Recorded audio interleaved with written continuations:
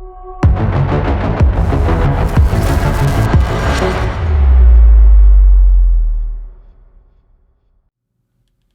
good morning. I'm Ken Eyring. I'm here with my co-host, Tom Murray. We're in the Government Integrity Project studios. We have a very special guest today, Secretary of State David M. Scanlan, and we're here to talk about Windham's elections over the past 10 elections and, trying to get some answers as to, what's been going on. Secretary Scanlan served 8 terms in the House. He then, in 2002, was appointed Deputy Secretary of State, and in 2022 became Secretary of State when Bill Gardner stepped down after 45 years, the longest-serving Secretary of State in the history of our country. So I'd like to say welcome. Thank you for coming. It's an honor to have you here. Well, thanks for the invitation. I'm glad to be here with you guys. Yeah, that's great. Dave, thanks again for coming down and sharing your time with us. So this should be good. A lot of questions and conversation. And so, Ken, I'll let you take it away. Where do you want to start? Well, I think it's important to lay a foundation as to why we've asked you here. We've had some concerns. I've expressed that to you, and Tom has too over the years. But it started with the general election on November 3rd, 2020. And, back then there was a huge discrepancy between the election day results for the state rep race and a recount that your office handled 9 days later.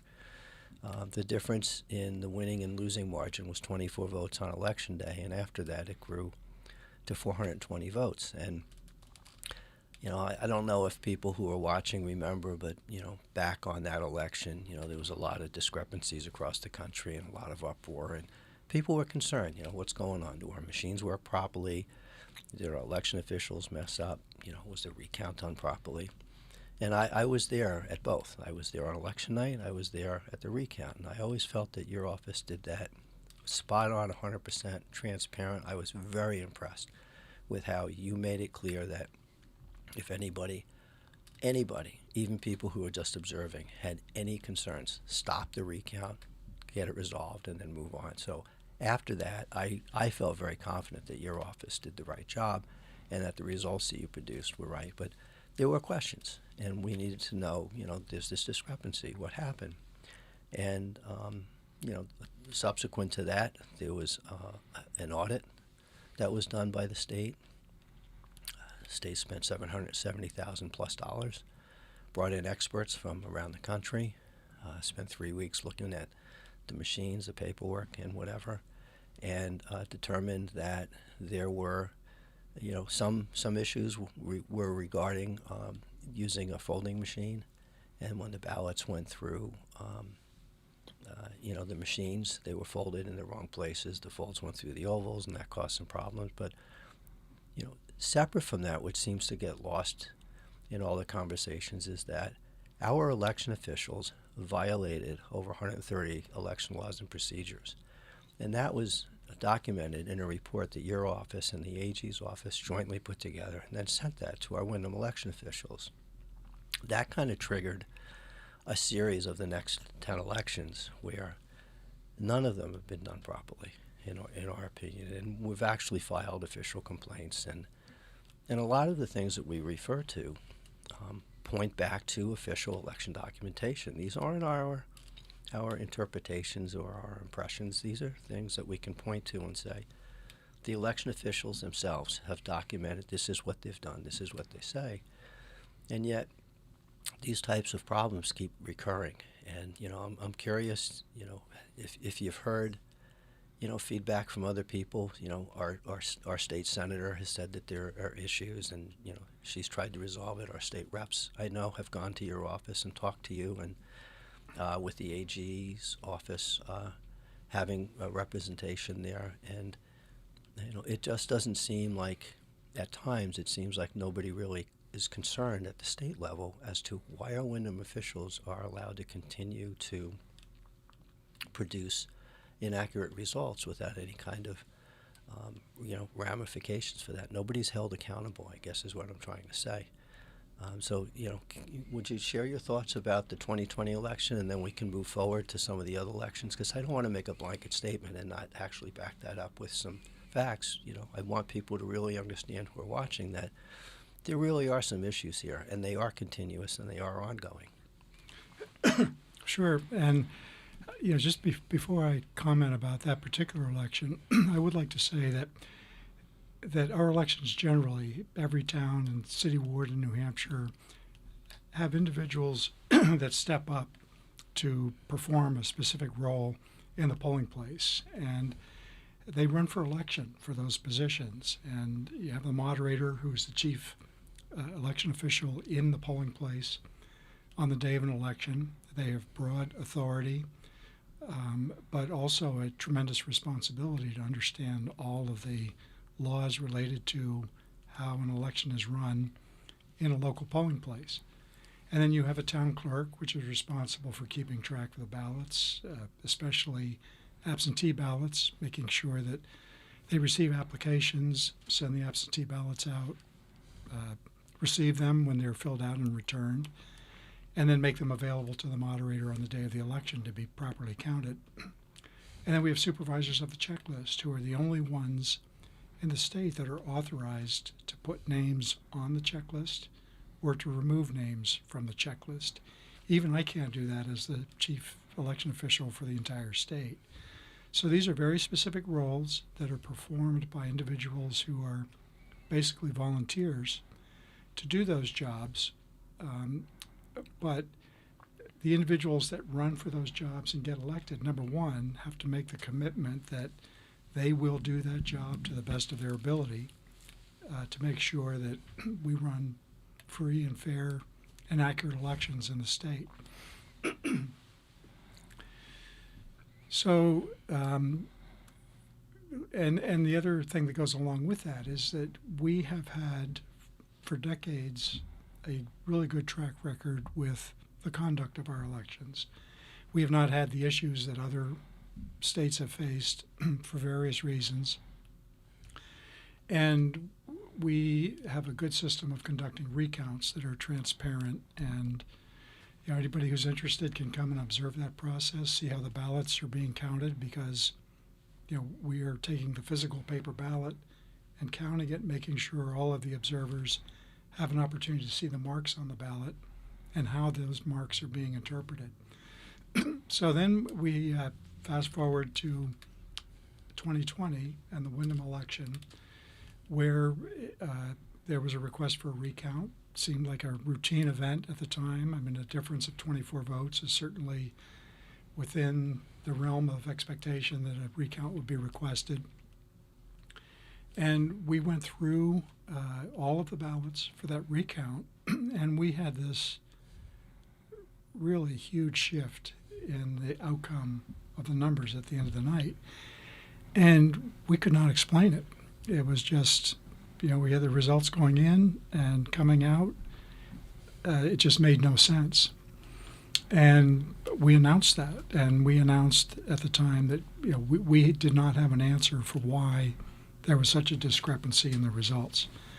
So the legislature decided to conduct the audit that you described earlier, and in the course of doing that, it was determined that there was a crease line that was going through one of the ovals, and the way the ballot counting device reads those marks on the ballot is with light reflection, and that crease went through the oval, caused a light reflection where there was not a mark on the ballot, and it was interpreting that as a vote.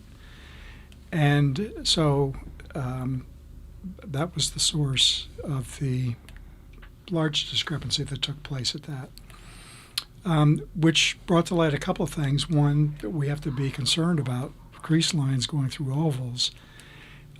When we print the ballots, we score the actual ballot at the print shop to make sure that that score line does not go through an oval. And the clerks who are responsible for that are supposed to fold those ballots on the score line so that before they send them to the voter and get them back.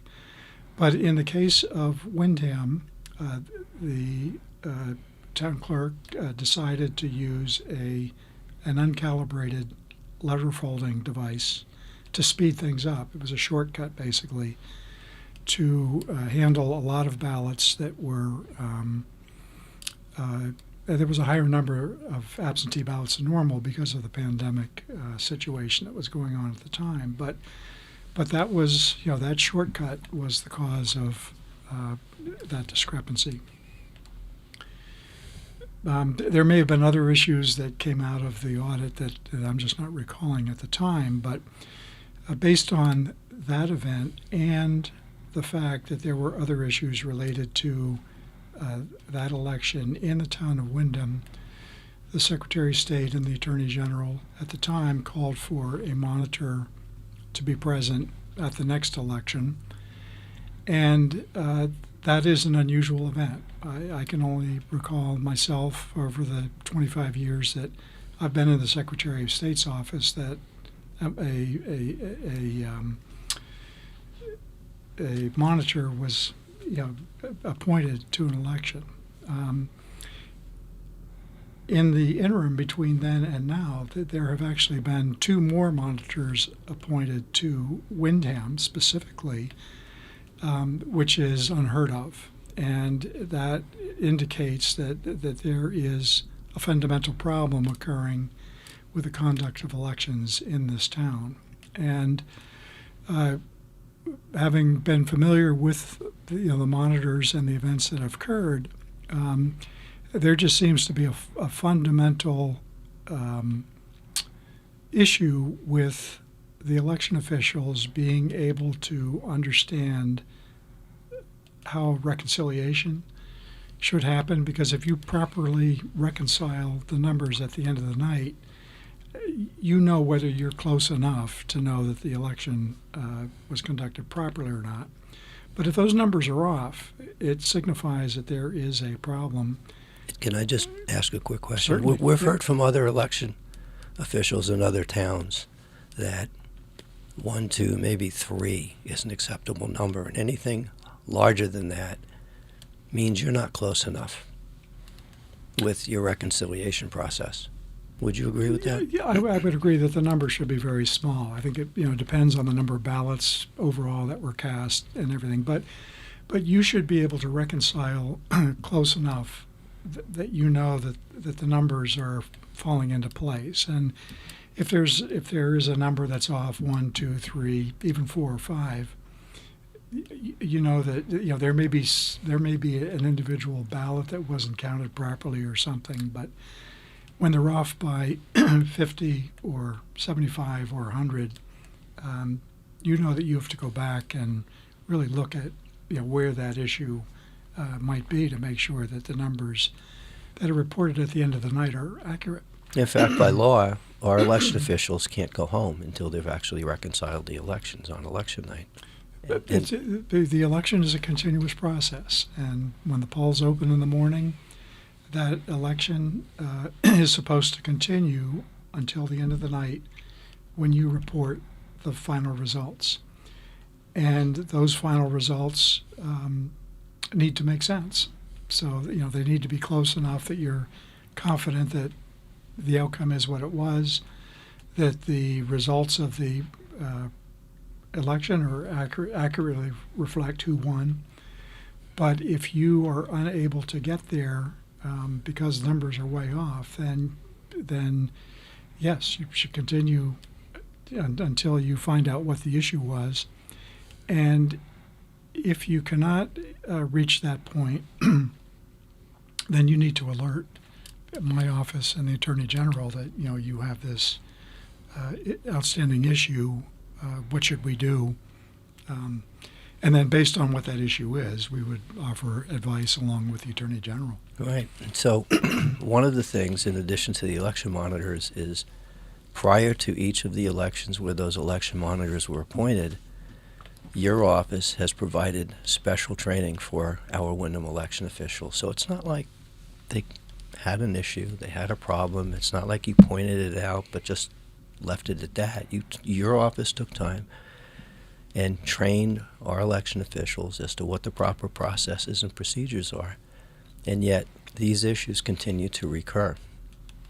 And, that, in essence, is part of the frustration that Tom and I have had. In fact, after you appointed an election monitor, I believe the first one that came to Windham was during the September 13th, 2022 primary. And during that election, again, there were a lot of, even with an election monitor present, there were a lot of anomalies in the reported official election documentation. Again, not our observations, but going back and reviewing the actual election official document signed by election officials. Their numbers still didn't reconcile. They were off by wild numbers. And in fact, I just want to look at my notes here just to give the viewers an example of why we're so concerned. So you had mentioned you should be within single digits. So on election night, September 13th, the number of voters marked as having voted on the election day checklist, that's the official checklist. People come in, they show their license, they get checked off as being handed ballots. That was 2,765 voters.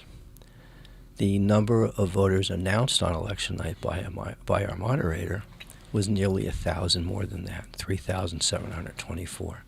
Wildly off, wildly unacceptable. And then the number of cast ballots that were sealed into ballot boxes according to the official chain of custody records was 4,116.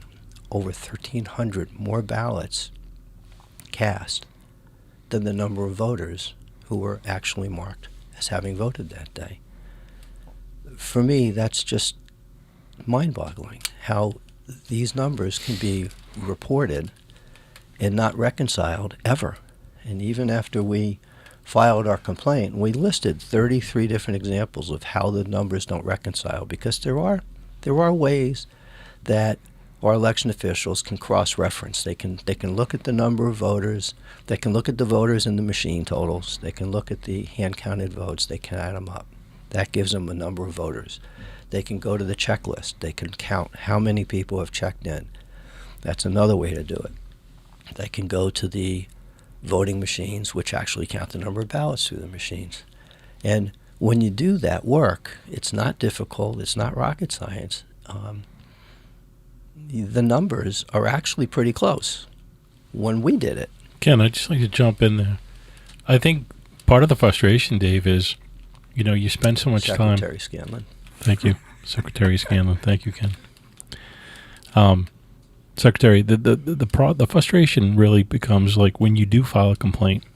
This complaint was sent, I think it was Matthew Conley at the AG's office handled the specific one that you're referencing in 2022. Wildly inaccurate numbers. But the answer to the complaint comes back. They business ignored as usual. 80% of what we identified, and it took them probably a year and close to 13 months to actually provide us with a response. Yeah, and just to further that, I just want to take a step back and just kind of address some of the things that come up in conversation that I hear often. Many of the people on the election integrity front, they feel as though they've been gaslighted since 2022. I'm sorry, since 2020. We not to get in too deep with the Windham audit, but it showed that we didn't have a free and fair election, which was concerning because you were never able to replicate the election night results in that audit report. And but it's really where we are now, 10 elections later, and it's still the same problem that we're having. It's not being rectified. I appreciate, first and foremost, all the volunteers. I think they're critical to, living in a free society.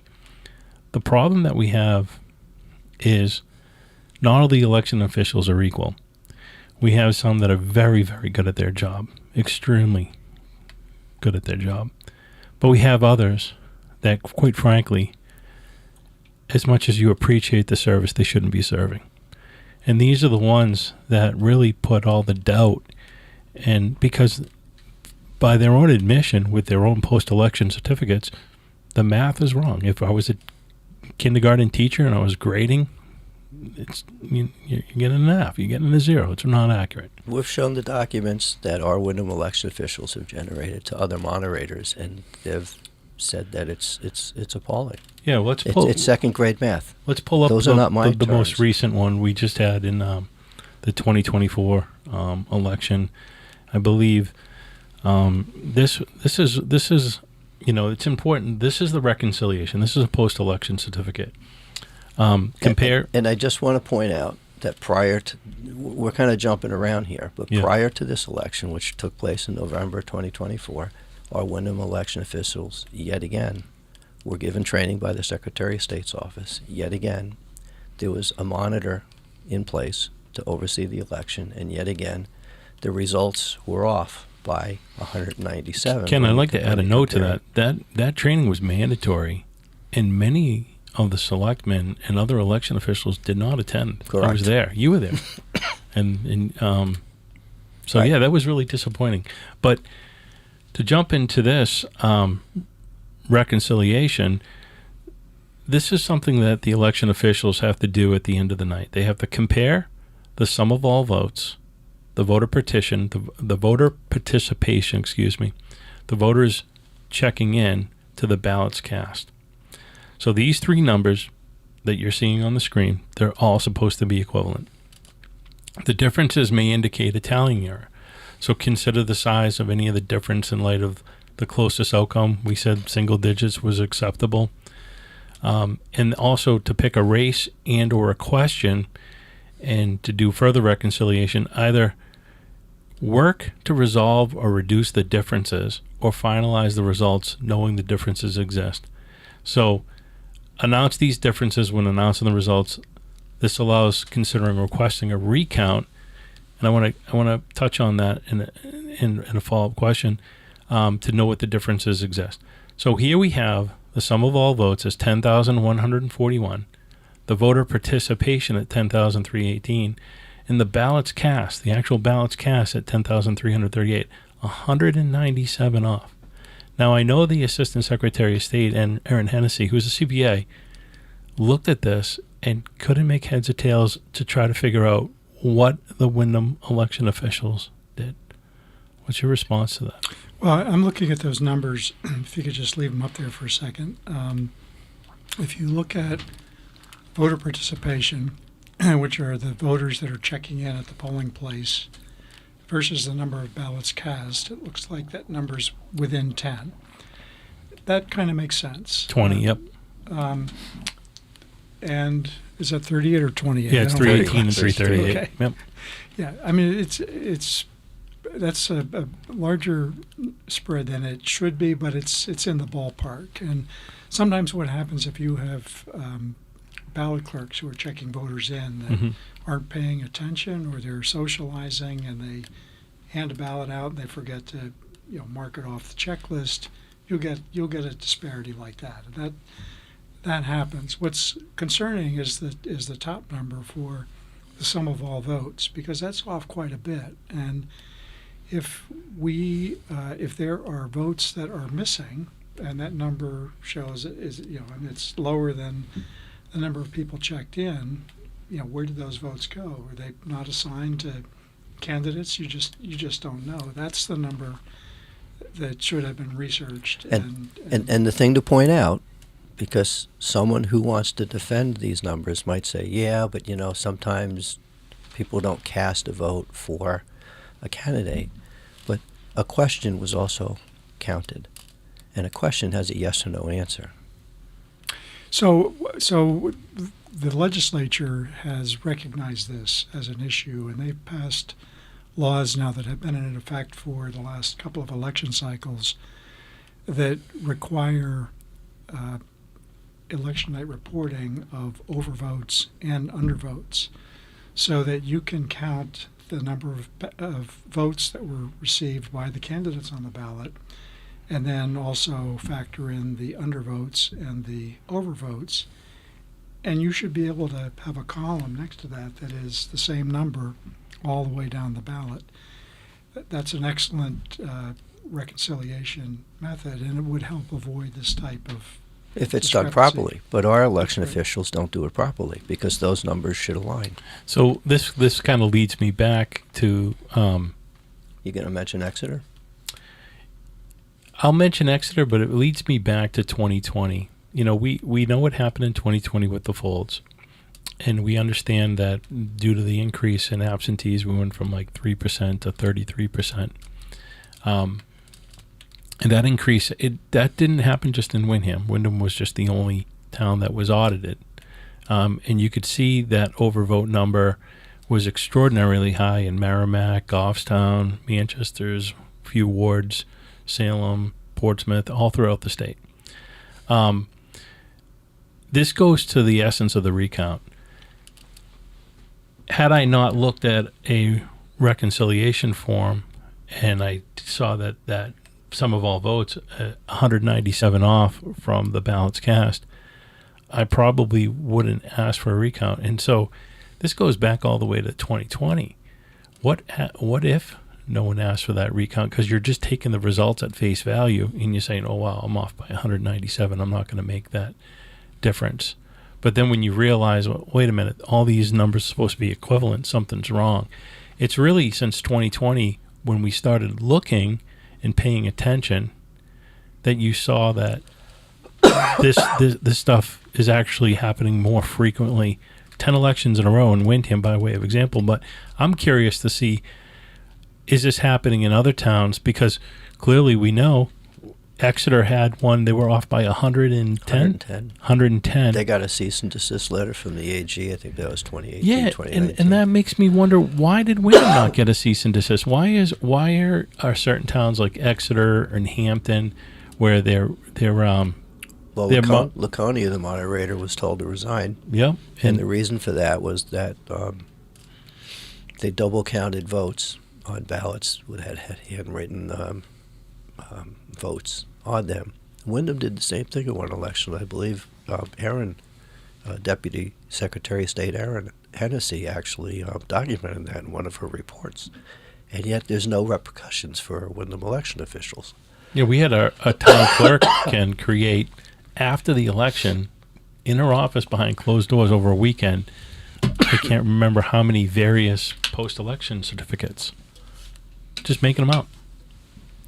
So on the issue of, I'll say, enforcement Mm-hmm. of the election laws, when it comes to local election officials, the Attorney General's office is the enforcement arm of the election laws, and they review quite a few complaints after every election. I mean, they have a pretty heavy workload that results from that, and they have to prioritize them based on the severity of whatever it was that occurred. I know that in some of the polling locations where the moderators were firmly dealt with, there were intentional acts that were taken that were directly contrary to election laws. And I would guess that's probably why there were, one in particular was removed from office. That may be a little different than just being, trying to think of the right word here, but I'll remind you that, Dave, 10 inaccurate elections in a row. yeah. So I don't think I have to say any more on that issue, but so there are things that have happened now since 2020. But one thing that is really important is that the voters themselves have an obligation to make sure that the people that they elect to run these elections know how to do that job, and they do it well. And if they don't pay attention to that, and they elect individuals that are not able to really conduct an election up to the standards that we expect, then it's up to them to That's sure one of the they- reasons why we've asked you here, because our Windham election officials, their position is they've done nothing wrong. They do the job well, and that all of the criticisms are unfounded. One of our selectmen refers to A sound our bite. complaints as it's just a sound bite. When asked when he was running for re-election if there's anything that can be improved about Windham elections, he says, no, it's all a sound bite. So, you're coming here, you said early on that we had, I forget what words you used, but, we have some issues here. And that for whatever reason, our Windham election officials, they can't get it right, even after multiple training, even with election monitors here. And I agree with you that people need to be more informed as voters, but the message that they're getting from the people who are running is that all of the concerns regarding their previous election reporting is all just noise, and that it's not accurate, and that they're doing a great job. And so, that's one of the reasons why I'm very happy and honored that you're here today to share your perspectives as being the state's top election official, and acknowledging that there are serious issues here in Windham. I would encourage any voter that is interested to read the monitor reports and the reasons why we had to place monitors in the polling place to begin with. As we started off the show with, placing a monitor in a polling place is a rare event. And I'm only aware of maybe 10 times that has been done in the 25 years that I've been in the Secretary of State's office, and 3 of those are for the town of Windham. The Secretary of State is a resource to local election officials, and we will bend over backwards to help election officials understand their roles and the tools and the processes that are in place that will help them do their jobs accurately. It's not just Windham. I mean, we will do that for any group of election officials around the state. We do extensive training. A lot of that training deals with reconciliation methods, which leads me into the point I'd like to make about what the legislature has done to really help in this regard. Over the last few years, the Ballot Law Commission has approved 2 new ballot counting devices that are now digital scan as opposed to the optical scan.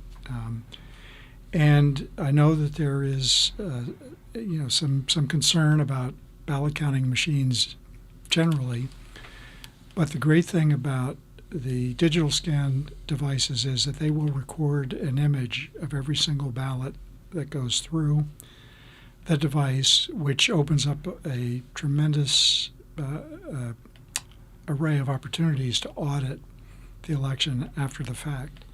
Not only can we look at the digital images and see how the ballot counting device actually counted the marks on that ballot, but we can then retrieve the physical paper ballot and compare that with the digital image as well. It can isolate specific marks or unique marks on the ballot so that the moderators have an opportunity to adjudicate what the voter intent was, certainly help with write-in votes and things like that. One of the devices uses open source software, so if somebody has the technical knowledge and wants to see how that device was programmed to count the ballot, they can look at that code and confirm that. And the devices are not hooked up, they just don't have wireless ability, Bluetooth, Right.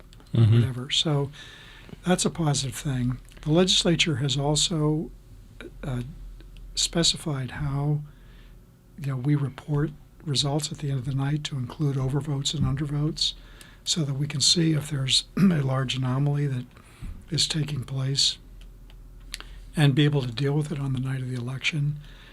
The voters after this session will have the opportunity to just automatically have their ballot hand counted if that's their preferred method. Overvotes are rejected so that they can be put in the side bin for hand counting. And then there's a procedure now for post-election audits after the election is over, so that we can randomly select towns that that use devices or hand count their ballots, randomly select races on the ballot, other than state representative, which is where most of the recounts occur, and just confirm that things behave properly. Yeah, all of those things that you brought up with the changes in the laws, they're very helpful. Some of those have been in place for a few years. And you've mentioned a couple times the ability to accurately reconcile using the total number of voters, the number of ballots, and then counting the votes. And part of counting the votes is the overvotes and the undervotes, because when you're done with that entire process, you should be able to accurately determine how many ballots were cast. When Deputy Secretary of State Erin Hennessy was here, she was one of the election monitors for the presidential primary in 2024. And Tom and I sat next to her, and she observed the process, and we were there until 3:30 in the morning. And the moderator, Galen Stearns, at the time, I think it might have been Peter Griffin, but Galen Stearns is the person who's been actually compiling all of the totals, reconciling the election since from 2020 all the way through. And he's scratching his head in the back, and he can't make heads or tails. And Deputy Secretary Hennessy, she went back there multiple times offering help. Again, she's a certified public accountant. She knows numbers. She knows election laws and the reconciliation process. And he refused her help each time. Finally, at 3 o'clock in the morning, she took it upon herself to grab a couple election officials, grab the documentation, and within 20 minutes, she had reconciled the number of voters, the number of ballots cast, and gave that to Galen Stern, who was still in the back. He didn't even join with her. He wasn't even willing to learn from an expert. And then the results were announced, but still the problem is going forward we still have those issues. And again, this is the election following that. The general election following the presidential. In fact, there was another one in between with the state primary. And our concern is why these people, no matter how much training they've gone through, they can't seem to be able to do elementary math. Yeah, with all the technology, all the good work the legislature does, and here we are in the same boat. And in fact, Deputy Secretary Erin Hennessy had even suggested that they stop using computers to do this. It's so easy, you can do it on paper. And yet, I don't believe that they took that advice and guidance when they did the most current elections. So, how do we get a resolution here? How do we make sure that the elections in Windham are done properly, that they're reported properly, that every vote that was legally cast is legally counted? And Dave, follow up. Does this meet the requirement of official malfeasance? Yeah, I don't know the answer to that question. I mean, that's an attorney general question. But generally, as I mentioned before, the voters have to understand what is going on in the polling place and how important having the right people in those positions are to make sure that the elections are running properly. We understand that there may be moderators that are not great at math or reconciling the numbers, but in most cases they recognize that, and there's nothing wrong with actually bringing in a CPA to act as an assistant moderator to help with that area of conducting the election to make sure that those numbers are right.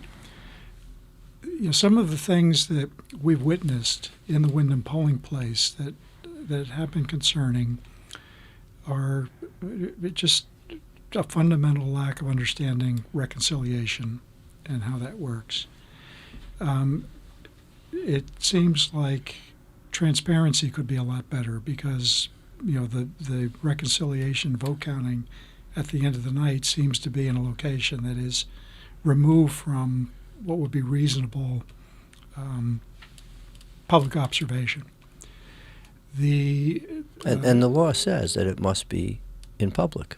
It is a public event. Right. But I agree with you. It's done 40, 50, 60 feet away in the back, and nobody can see what they're doing.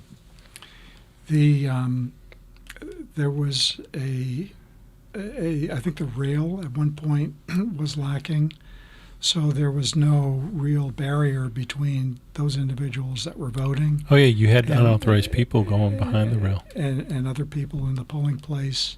And that was documented by Deputy Secretary of State Aaron Hennessy. And then there was one election, I'm not recalling which one it was, but we received a series of corrections of the count. That was September 13th, 2022. After the fact. And the numbers kept moving away from the numbers that were reported on the night of the election until the point we did a recount. And it ended up the numbers were much closer to the actual. And as a matter of fact, those corrections that you received, and each one was marked official results. The last one you received had official results that showed the wrong candidate winning. Changed the results. And it was your recount that flipped it back to the person who was announced on election night as the winner. You reconfirmed the election night results with that winner. So I think that makes the point that the voters in the town of Windham just need to be aware of what's actually happening on the ground on the election. And but just to be clear, the Attorney General also has the ability to remove people from office for not performing the tasks, their sworn obligation to the Constitution and to uphold the election laws in New Hampshire. Yes? They enforce the election laws, and you would have to have a conversation with them about, It's for another show. Let's see if we can get one of them on here. Well, one of my concerns, and maybe it's not founded, but one of our selectmen, who is also an election official by constitutional obligation, he serves in the AG's office. And I perceive that as a conflict of interest, and I also perceive that as some kind of a shield that might be protecting our election officials as a whole. And for me, that would be very disturbing if that's the case. Yeah, I don't know about that, but all I can comment is the role that I have as the chief election official in the state is that we are responsible for the conduct of the election itself, and along with that goes the training, which we have done extensively, and we have made special accommodation for Windham. Yeah, repeatedly. And so it is not for lack of trying to improve the situation that. I'd say that the results in Windham have become an example of Einstein's definition of insanity, trying the same things over and over again and getting the same results, and in Windham's case, getting inaccurate results election after election. And it's not for lack of trying, because I have seen your office and people from your office, trying to work with our election officials, spending a lot of time with them training, and yet it's the same thing over and over again. Yeah, it's kind of discouraging when you think about it. You have the legislature trying to solve this problem, putting a lot of time, energy, and effort into it. You have your office putting in a ton of time. I mean, the $770,000 for the forensic audit alone, taxpayers are putting a lot of money and treasure into this. At 10 elections in a row, what's the remedy for the good citizens that are wanting and trying to, see this change? I mean, is this something that, your constitutional rights, Part 1, Article 11, violations are just going to continue until somebody either files a 1983 suit? Or, I mean, what are some of the remedies that the citizens of Windham can Are hope- there any other remedies other than people becoming more informed before they cast a vote? I think that's the key. We elect the government that we get, and that is true at the state level. It's true at the federal level. It's really true at the local level, and the individual voters just need to be aware of how important the election process is and how they're being run, and making sure that the people they elect are going to do the best job that can possibly be done for the town of Windham. Well, I hope your message gets to the people of Windham when the next elections show up for our moderators and town clerk positions, because I think that's a very important message. You're very important, Dave. I appreciate you coming on. And Secretary Scanlan. Secretary Scanlan, thank you. Correction again. Secretary Scanlan, I appreciate you coming on and sharing your views and thoughts on the matter. And I think that will hopefully help the citizens of Windham understand the importance in order to effectuate the change that's required to get a free and fair election here in this town. So we appreciate your time. Yeah, well, it's great to be here with you guys. Thank you very much. Per New Hampshire Secretary of State David Scanlan, the Attorney General's office is the enforcement arm of the election laws. The Government Integrity Project wants to know why the New Hampshire Attorney General's office is not held accountable for not enforcing election laws in Windham, New Hampshire. On July 30th, 2025, the Government Integrity Project filed an official complaint with the Civil Rights Division of the U.S. Department of Justice.